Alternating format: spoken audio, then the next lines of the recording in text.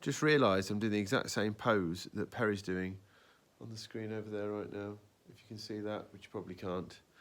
I do look very similar to Perry in many ways. This is really good. And it's really heartening.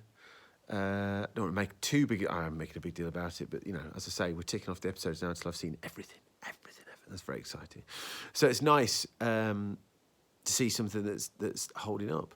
There are some flaws here. The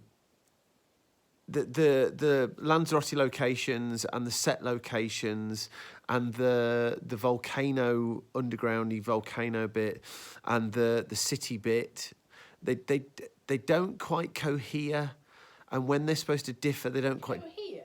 Yeah, as in. They're not cohesive. Yeah. Is cohere a word? I don't know. Could you look it up? No. What is it? Could you live tweet this recording? So there's a slight awkwardness there, I think, for your casual viewer.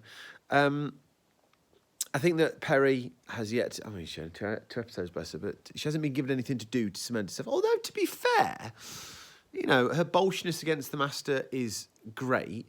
And this is a slightly diminished Master because he's actually a chameleon, which clearly hasn't got his mesmeric powers. Is mesmeric a word?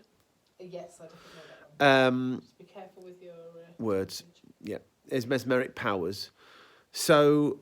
her sort of, I do, and funny enough, I love that line. I'm Perry Brown, and I'm Pelican Brown. I can shout as loud as you. That's the flavour text on Perry's magic card. We're gonna have to do something with those magic cards in relation to this at some point. Play more magic. That's what I need to do. But it's too complicated for Humph, and Libby's too tired. We'll work it out. Too tired tonight. I'm not just generally too tired. No, but you have been too tired because, you know, it's busy because we're watching these few episodes of Doctor Who, and this is amazing. Let's look at the good, though. Oh, man, isn't it nice to have something for Turlo to get his teeth into here? This is the payoff, isn't it? For all of that suspicious behaviour, that sort of dodginess. I love that. That's brilliant. And, yeah, I'm really into learning more about Turlo. I can only vaguely remember what the score is, so it's quite nice for me to discover this again. I think Davison's solid here, although yet again the script's not giving him much to do to be amazing in, and he's not the sort of actor. This is going to become a recap for everything that we've watched in Davison.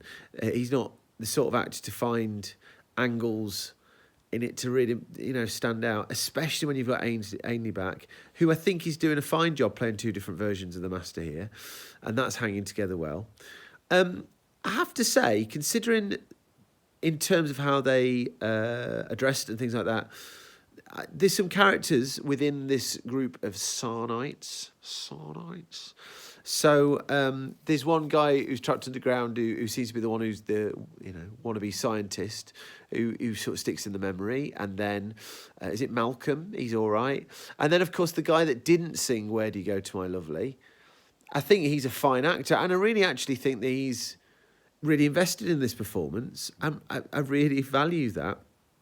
So all in all, in what's still going to be a 4-minute video, even though all I want to say really is, this is really good, and I'm really, really enjoying it, and it's nice to have this positive run through these final few Davison episodes. Good times. Anything to add, Lib? I like this one. Davison's a bit more interesting. I'm really not a fan of Turlo. Turlo? Yeah, I just don't. I think he's not particularly pleasant. I love Turlo. So I'd be quite happy if we find out where he's from. We can send him back there. That sounds good. And Perry, we can work on. Not a fan so far. We can work on that. All good times, good times.